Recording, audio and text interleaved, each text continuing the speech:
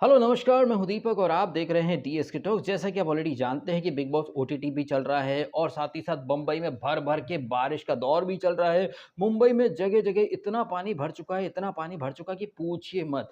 NASA की एक team आई थी रिसर्च करने एनडीआरएफ के साथ। उनकी जो रिसर्च है उसका कंक्लूजन ये है कि मुंबई के गोरेगांव में एक बिग बॉस नाम का सेट लगा है। वहां पर इतने सारे क्यूटनेस के, मोरालिटी के, बड़प्पन के, बदतमीज तमीज इतने सारे झरने बह रहे हैं, क्यूटनेस के झरने, कि पूरी मुंबई पानी पानी हो रखी है।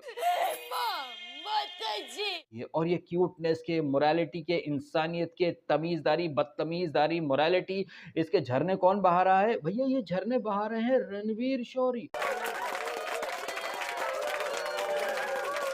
और ये जो रणवीर शौरी हैं, ये इत्तेफाक से पूजा भट्ट के एक्स बॉयफ्रेंड रह चुके हैं। और पूजा भट्ट कौन? वही पूजा भट्ट जो कि पिछले सीजन में यानी कि बिग बॉस ओटीटी सीजन 2 में आई थी और भट्ट के भटूरे वो वहां पर लेकर के चल रही थी। उनके भट्ट के भटूरे में कौन था? वही चांडाल चौकड़ी, वो अविनाश सचदेवा, जिसकी हूबहू सस्ती जो पायरेटेड कॉपी है साई केतन के साथ बैठी रहती है सना सुल्ताना, वैसे ही अविनाश सचदेवा के साथ एक बैठी रहती थी, मैं नाम भूल गया उसका यार। वो भी बड़ी इंसानियत मोरालिटी की मसीहा बन करके चल रही थी। बेबिका धुर्वे भी स्टेपनी बनकर आ गई थी, जैसे यहाँ पर अरमान एनाकोंडा और एनाकोंडी।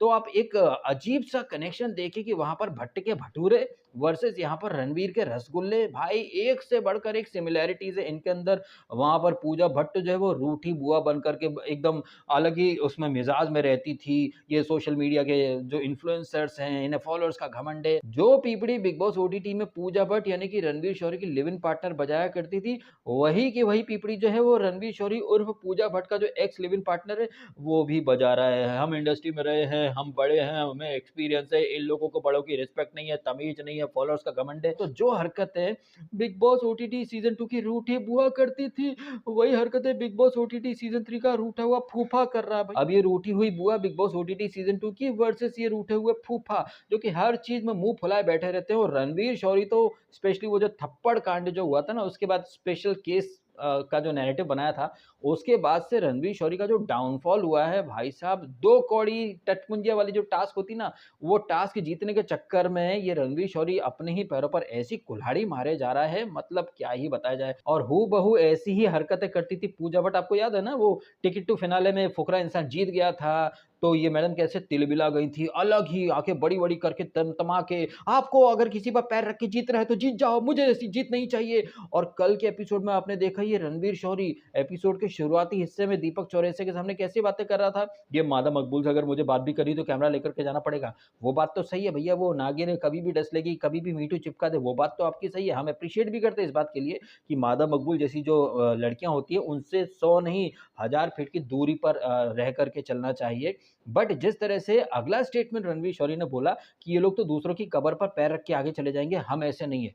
ध्यान दीजिएगा, रणवीर शौरी का जो स्टेटमेंट है ना, वो वैसे मैंने इंस्टाग्राम पर रील के रूप में भी डाल दिया है। आप खुद अपनी तसल्ली के लिए मेरे इंस्टाग्राम पेज पर जाएं, ट्विटर पेज पर जाएं, आपको रणवीर शौरी का जो एग्जैक्ट स्टेटमेंट है ना, ये रणवीर शौरी जो कि खुद को महान, मैच्योर, सेंसिबल, समझदार और अनुभवी के तौर पर पोर्ट्रे करते हैं, दूसरों के बारे में कहते हैं कि दूसरे इंसान सामने वाले की कबर पर यानी कि कुचल करके आगे बढ़ जाएंगे, बट हम ऐसे नहीं है। लेकिन कल रात के एपिसोड में रणवीर शौरी ने क्या करा? वो दीपक चौरसिया, जिसने कि रणवीर शौरी को टास्क का विनर डिक्लेयर करा, इतना बायस्ड फैसला था दीपक चौरसिया का। लेकिन इसके बावजूद रणवीर शौरी जो कि एपिसोड के शुरुआती हिस्से में कुछ अलग ज्ञान दे रहा था, बाद में पट से थूक करके चाट जाता है और नाम दे देता किसका? दीपक चौरसिया का। और दीपक चौरसिया को काटो तो खून नहीं। दीपक चौरसिया की जो सिचुएशन थी ना, उसके ऊपर एक नहीं कई सारे गाने फिट हो सकते हैं, जैसे कि अच्छा सिला दिया तूने मेरे प्यार का, यार ने लूट लिया घर यार का। हालांकि बाद में ये जब टास्क वगैरह सब हो जाती है, तब यही रणवीर शौरी बोलता है,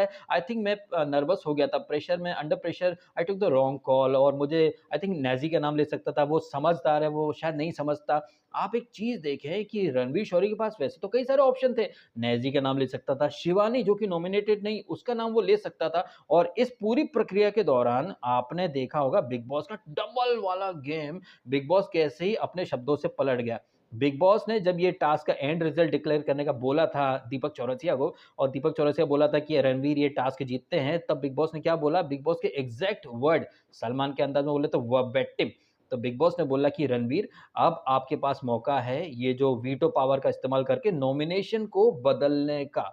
नॉमिनेशन को बदलने से मतलब क्या होता है कि भाई जो लोग नॉमिनेशन में हैं, उनमें से किसी एक की जगह किसी और का नाम आप डाल सकते हो। लेकिन वो बिग बॉस जो कि कह रहा था कि अब आपके पास अधिकार है नॉमिनेशन को बदलने का, लेकिन नहीं, आप ये जो इतने लोग हैं इनमें से किसको और आप ऐड करना चाहते हो। भाई बदलाव क्या होता है कि एक को निकाल करके दूसरे को घुसेड़ दो, लेकिन नहीं भैया, यही तो बिग बॉस है। चित भी इनकी, पट भी इनकी, क्योंकि बिग बॉस अच्छे से जानता है कि ये जो कंटेस्टेंट हैं इनको कोई चीज़ पल्ले तो पड़ती है नहीं, ये तो वैसे भी भूल जाते हैं आगे पाठ पीछे सपाट। जैसे कि ये जो टास्क थी, जब ये टास्क पढ़ी जा रही थी, रणवीर शौरी खुद ही ये टास्क पढ़ रहे थे और उस टास्क के जो नियमावली थी उसमें ऐसा कहीं नहीं लिखा था कि कोई आदमी क्यारी में घुस नहीं सकता। वहां पर क्लियर था कि भैया आपको पौधे लगाने हैं, सामने वाला जो है वो पौधे चुराएगा, छीनेगा, आपको डिफेंस करना है। अब ये तो नहीं लिखा था कि भाई डिफेंस करने के लिए आपको अपनी छाती पे चिपका के रखने हैं, गोद में लेकर के चल रहे हैं, ऐसा कुछ भी नहीं लिखा रहता है।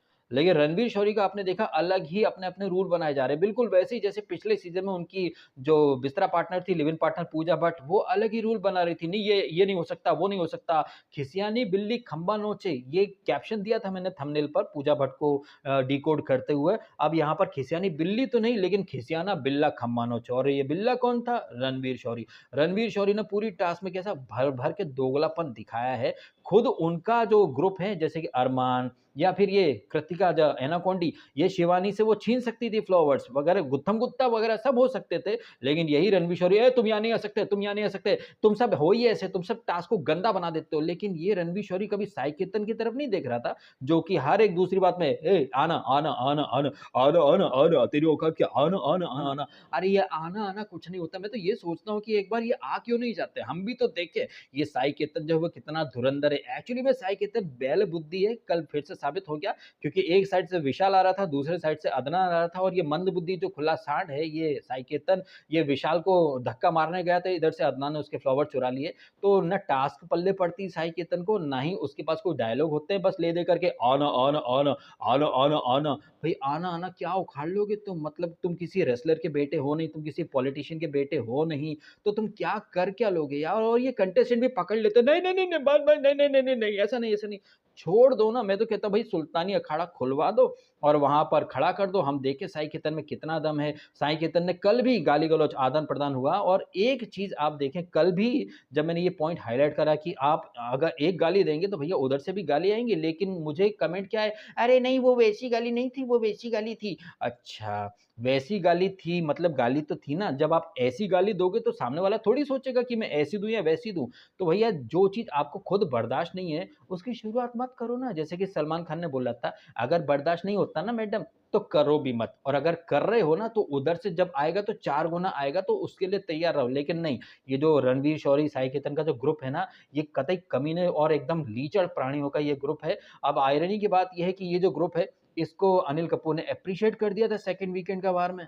और ये तो एक यूनिवर्सल लॉ है कि भैया कुत्ते को घी हज़म नहीं होता, और बिग बॉस के जो कंटेस्टेंट होते हैं, इन्हें तारीफ़ें हज़म नहीं होती है। एक वो मोमेंट था जब अनिल कपूर ने कहा था कि साई केतन, सना सुल्ताना, दीपक चौरसिया और रणवीर आप लोग रियल हो। एक वो दिन था और एक अब का दिन है। रणवीर, साई केतन इन लोगों ने तो कसम खा ली कि भैया अनिल कपूर ने तारीफ़ कर दी है, हम तो चने के झाड़ पर चढ़ जाएँ, और ये एक्चुअली में होता है। होस्ट के थ्रू मेकर्स भी तगड़ा गेम खेलते हैं, क्योंकि कंटेस्टेंट जो रहते हैं उनकी तारीफ़ होती है। उन्हें लगता है भाई अपन सही है, अपन बहुत अच्छे दिख रहा है भाई, अपन पॉजिटिव दिख रहा है, अपन तो गलत हो ही नहीं सकते। अगर अपन गलत होते तो होस्ट अपने को टोकता, लेकिन नहीं, होस्ट ने एक बार भी नहीं टोका। 3-3 विकेट से इन्हीं को मतलब सामने वाले ग्रुप को ये होस्ट टारगेट कर रहा है, तो मतलब अपन सही जा रहे हैं। इस गलतफ़हमी में आकर के ये कंटेस्टेंट रणवीर, साई केतन जैसे इतने गलत जा रहे हैं, इतने गलत जा रहे हैं कि भाई साहब उन्हें एहसास ही नहीं हो रहा है। स्पेशली रणवीर शौरी, उसने तो कसम खा रखी है कि वो अपने ही पैरों पर कुल्हाड़ी मारेगा। देखो रणवीर शौरी मेरे को बंदा पसंद था, ठीक है, एप्रिशिएट करा मैंने उसको, लेकिन जिस तरह से थप्पड़ कांड के बाद से रणवीर शौरी गलत ट्रैक पर जा रहा है। रणवीर शौरी को जितनी भी खामियाँ हैं, गलतियाँ हैं, बदतमीज़ियाँ वो सामने वाले ग्रुप में दिखती है, लेकिन रणवीर का खुद का ग्रुप क्या दूध का धुला है? क्या ज़रूरत थी साई केतन को पहले गाली देने की? लेकिन नहीं, वो गाली भी दे सकता है, वो हिंसा भी कर सकता है, लेकिन वहाँ पर सारे गुनाह माफ़ हैं। और ये रणवीर शौरी जो ज्ञान दूसरों को दे रहे थे कि वो कब्र पर पैर चढ़ के भी सामने वाले को कुचल देंगे, वही हरकत तो रणवीर शौरी ने करी, और यहाँ पर दिखता है दीपक चौरसिया का स्पाइनलेस अंदाज़। देखो दीपक चौरसिया जो है उसके बारे में ऑलरेडी मैं बोल चुका हूँ कि एमजी लेकर के आया होगा, और उसकी एमजी का जो पीरियड है वो ऑलमोस्ट खत्म होने आया होगा, तो उसने भी कोई ऑब्जेक्शन वगैरह नहीं लिया। जबकि दीपक चौरसिया का जो चेहरा था उस पर क्लियरली लिखा दिख रहा था कि उनके गुर्दे छिल गए, लेकिन वो रणवीर को बोले तो क्या बोले हैं। दीपक चौरसिया जो कि एक दिन पहले वो चुड़ैल वाली जो टास्क थी, वहां पर दीपक चौरसिया ने विशाल के लिए एक वो डाला था, वो उसकी ट्यूब डाली थी जब वहां उसमें कढ़ाई में या जो भी था खूनी पतीला उसमें। तो दीपक चौरसिया ने बोला था कि विशाल का एंगर मैनेजमेंट का इश्यू, उसको गुस्सा कंट्रोल नहीं होता। जबकि उनकी नाक के नीचे साई केतन वो तो खुले सांड की तरह कभी धक्के मार रहा है, ये कर रहा है, आना आना आना। गोलमाल पिक्चर बहुत देखी है इसने, साई केतन ने लगाना लगाना दिखाना दिखाना लगाना लगाना दिखाना दिखाना। तो ये जो टास्क बिग बॉस ने डिजाइन करी थी, वो डिजाइन ही इसलिए करी थी कि छीना झपटी हो, लड़ाई झगड़ा हो, फसाद हो, कंटेंट हो, लेकिन रणवीर शौरी अपने अलग ही वहां पर रूल बनाए जा रहे थे, बिल्कुल वैसे ही जैसे उनकी जो लिव इन पार्टनर है पूजा भट्ट, उन्होंने पिछले सीजन में वो रूल बनाए थे। तो यहाँ पर रणवीर शौरी को टास्क का विनर डिक्लेयर कर दिया जाता है, और वो जिसने विनर डिक्लेयर करा था संचालक दीपक चौरसिया, उसी का नाम ले लेते हैं। अब इसे भाई साहब सरासर धोखा बोला जाएगा या नहीं बोला जाएगा? ये लोग जो दूसरों को बोलते हैं कि प्लानिंग प्लॉटिंग करते हैं, किसी के सगे नहीं है, क्या रणवीर शौरी दीपक चौरसिया का सगा है? बिल्कुल सगा नहीं है भाई, मैसेज तो यही निकल करके आया है। अब इन सारी चीजों के बारे में वीकेंड पर कोई चर्चा नहीं होगी। वीकेंड पर होगा तो क्या होगा, वीकेंड के एक दिन पहले कुछ चिट्ठी पत्री के टास्क करवा देंगे और उसी के ऊपर पूरा एपिसोड खर्च कर देंगे। और अगर वीकेंड के बारे में किसी की बैशिंग होगी भी ना, तो वो कटारिया एंड ग्रुप की ही बैशिंग होगी। अदनान को तो वैसे भी सॉफ्ट टारगेट बना लिया अनिल कपूर और मेकर्स ने, तो उसको मंदिर के घंटे की तरह बजा डालेंगे।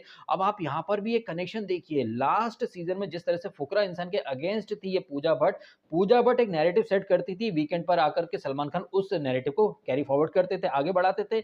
एंड ध्यान से अगर आप देखें ना, तो यही वाला टेम्पलेट, यही वाला जो नैरेटिव है, वो बिग बॉस ओटीटी सीजन 3 में भी कंटिन्यू हो रहा है। रणवीर शौरी को जो लोग पसंद नहीं है, रणवीर शौरी उनके अगेंस्ट नैरेटिव बनाते हैं, उसी नैरेटिव को वीकेंड पर आगे बढ़ाने की प्रक्रिया लेकर के आ जाते हैं अनिल कपूर। और कल तो रणवीर शौरी ने बोला भी कि ये कटारिया, मादा मकबूल तो मेरी हिट लिस्ट में, मैं तो इनको हमेशा नॉमिनेट करूंगा। अब मादा मकबूल का तो समझ में आता है कि मादा मकबूल ने बदतमीजी करी है रणवीर शौरी के साथ, तो उनका पारा जो है वो भिनक गया है। बट कटारिया ने आते से ही तो तुमसे कोई मतलब लफड़ा पंगा कुछ नहीं हुआ था। और रही बात लैंग्वेज की, तो आपके ग्रुप में कौन से दूध के धुले लोग बैठे हैं? वो एनाकोंडा, वो खुद विशाल के पेरेंट्स पर गंदी नाली का कीड़ा, नियत अपब्रिंगिंग, माँ बहन की गाली उधर से भी दी थी, लेकिन वहां पर इनको रणवीर शौरी को कुछ नहीं दिखाई देता है। तो रणवीर शौरी बिल्कुल वैसे ही ट्रैक पर है जैसे ट्रैक पर लास्ट सीजन में पूजा भट्ट थी। पूजा भट्ट फुकरा इंसान के अगेंस्ट थी, तो मेकर्स ने फुकरा को विनर नहीं बनाया, उसे विनर बनाने से रोकने के लिए ये लोग एल्विश को लेकर के आ गए। उसी तरह से इस सीजन में आप देखें तो रणवीर शौरी उर्फ इस सीजन की पूजा भट्ट, उसे कौन नापसंद है? Kataria and group. और ये तो आपने ऑलरेडी देख ही लिया ना, बार-बार कटारिया को नीचा दिखाना, बार-बार वो फैन आर्मी, एल्विश आर्मी के नाम से उसको टॉन्ट मारना, और अब तो सारे पावर दे दिए भाई एनाकोंडा को। और कल एनाकोंडा ने आते से ही वो 3 नाम तो उधर के दे दिए, एक सना सुल्ताना का नाम भी दे दिया। बताइए भाई साहब, ये एनाकोंडा और इसका जो ग्रुप है, ये दूसरों को बोलता है कि किसी के सगे नहीं है, ये ऐसा नहीं है, वैसा नहीं है। सना सुल्ताना तो इन्हीं के ग्रुप में बैठती है ना, बट उसका भी नाम ले डाला इसने एनाकोंडा ने एलिमिनेशन या नॉमिनेशन वगैरह के लिए। वो बिग बॉस जिसने कि एक दिन पहले कहा था कि फैंस वोट, वोटिंग लाइन इनकी कोई जरूरत नहीं है, 24 घंटे के अंदर ही बिग बॉस ने खुद वोटिंग लाइन भी ऑन कर दी। तो बिग बॉस खुद शायद कंफ्यूज है कि क्या करना है क्या नहीं करना है। अच्छा, करने से हमें याद आया कि जब इसको एनाकोंडा को कन्फेशन में बुलाया गया तो इसने 4 नाम दिए थे, कटारिया, विशाल, मादा मकबूल और सना सुल्ताना। वो सना सुल्ताना जो कि गुल्लू गोलगप्पा उर्फ एनीकोंडी की नई नवेली दोस्त, बड़ा दोस्ताना चल रहा है भाई साहब, लेकिन अपनी ही बीवी की दोस्त को इसने मतलब धरी धार पर उड़ा दिया। और इसकी जो बीवी है एपिसोड के स्टार्ट में अरमान जी इतने से पोई बची है, मैं इतने पोई कैसे बनाऊंगी? वाह वाह। वहीं रणवीर शौरी जो है वो गुल्लू गोलगप्पा के सामने किचन का जो प्लेटफॉर्म है उस पर योगासन कर रहे थे। आई थिंक जिस तरीके से ये योगासन का प्रदर्शन कर रहे थे रणवीर शौरी, ये देख करके गुल्लू गोलगप्पा के मन में भी कुछ ख्याल आए होंगे कि काश अरमान जी आप भी इस तरह से योगासन कर सकते, प्रॉब्लम ना होता हो। इसी दौरान आप क्या देखते हैं कि कटारिया जो कि एक दिन पहले बड़ा दहाड़ रहा था, वो जाकर के माफी मांगता कि देखो भाई साई केतन भाई, मेरे को पता नहीं था तुम्हारी मम्मी के बारे में, तो ऐसा है कि भाई मैं माफी मांग रहा हूं तुमसे। और ये केतन बोलता, साई केतन, मेरे को माफ नहीं करना, मेरे को माफ नहीं करना। तो भाई ये लवकेश कटारिया भी ऐसा ही है, पहले वो नेजी से पंगा लिया, फिर अगले दिन पैचअप, इसको गाली गलौज वगैरह, अगले दिन पैचअप। अबे एक मुद्दे पर डट के खड़े तो रहो। मुझे लग रहा है वीकेंड का वार है, उसके पहले अपना पार्ट वो क्लियर कर रहा था। खैर ये सारी चीजें तो गई साइड में, लेकिन जिस तरह से बायस्ड फैसला लिया दीपक चौरसिया ने, उस बायस्ड फैसला लेने के बावजूद उन्हें तो अपने ही लोगों से धोखा मिला है भैया, धोखा। और ये धोखा अपनों से ही मिला है, यानी कि ये रणवीर शौरी से। लेकिन दीपक चौरसिया इतने स्पाइनलेस हैं कि वो खुद के लिए स्टैंड ही नहीं ले रहे। ये वही दीपक चौरसिया जो कि बाहर बड़े बड़े स्टेटमेंट देकर के आए थे कि आई विल बी अनफिल्टर्ड, मैं बवाल कर दूंगा, कंट्रोवर्सी कर दूंगा। जबकि खोदा पहाड़ निकली चुईया, ये बड़े-बड़े क्लेम करके आते हैं। वो अदनान भी तो बड़े-बड़े क्लेम करके आया था, लेकिन अंदर क्या है, एकदम चुईया बन कर के इधर-उधर बिलों में घूमता फिर रहा है। तो बड़ी-बड़ी बातें करते हैं ये लोग और वड़ा पाव खा के निकल जाते हैं। वड़ा पाव से याद आया, वो वड़ा पाव वाले जो वंडर वुमन थी, वो बाहर जाकर के खुद को विनर विनर बोल रही कि मैं विनर हूँ, मैं विनर हूँ, मैं विनर हूँ। अलग ही भाई साहब मुगालते की दुनिया में ये कंटेस्टेंट रहते हैं। क्यों? क्योंकि इन्हें टाइम पर कोई रियलिटी चेक नहीं मिलता है। रणवीर शौरी को अगर सही टाइम पर रियलिटी चेक दे दिया जाता, तो शायद वो इतना गलत नहीं जाता। आप बताइएगा कमेंट करके, जिस तरह कल ये टास्क की आड़ में ईसाई की तरह धक्का-मुक्की करी है, रणवीर शौरी अलग ही ट्रैक पर अपनी गाड़ी दौड़ाए जा रहा है और अपने ही ग्रुप के लोगों को उसने नॉमिनेट कर दिया, जबकि उसके पास ऑप्शन में न्याज़ी का नाम था, शिवानी का नाम था। उसे नॉमिनेट करने के बजाय दीपक चौरसिया का नाम दे दिया। क्यों? क्योंकि भाई ऊपर से ऑर्डर आए हैं और ऊपर से ये ऑर्डर्स, एमजी, कॉन्ट्रैक्ट, किसका नॉमिनेशन, एलिमिनेशन, ये सारी चीज़ें कैसे वेल प्लान्ड, वेल एग्ज़ीक्यूटेड होती हैं, इसके बारे में तो आई थिंक मैं हज़ारों बार बोल चुका हूँ। तो अब वापस से मतलब बोल के क्या फ़ायदा? कमेंट कीजिएगा आप अपने ओपिनियन इन बातों के बारे में। और क्या आपको नहीं लग रहा कि जो हरकतें पूजा भट्ट करती थी, जो हरकतें ये अविनाश सचदेवा करता था, वही हरकतें यहाँ पर रिपीट हो रही हैं। अब ये हरकतें रिपीट हो रही हैं, मैं इन्हें कॉल आउट करूँगा तो मुझे कुछ कमेंट आएगा, भाई तुम्हारे रिव्यू में कुछ नया नहीं होता, कुछ नया लाओ। क्या शो में कुछ नया हो रहा है? शो में भी तो वही हरकतें रिपीट होती हैं, पिछले सीज़न में जो हुआ वही रिपीट हो रहा है। पिछले सीज़न में जो काम भट्टी के भटूरे वाली करती थी, इस बार रणवीर के रसगुल्ले कर रहे हैं, तो वही चीज़ें हैं, तो वही बातें मैं भी करूँगा। अब मैं ये थोड़ी ना कि बिग बॉस देख रहा हूँ और वहाँ पर देखो नासा ने रॉकेट छोड़ा है, वो रॉकेट जो है वो बीच में कहीं चिंचोली बंदर पर अटक गया है। नहीं, चिंचोटी फाटा, भजनलाल डेयरी के पीछे भाभी जी घर का सेट लगा है, वहाँ पर जाना है।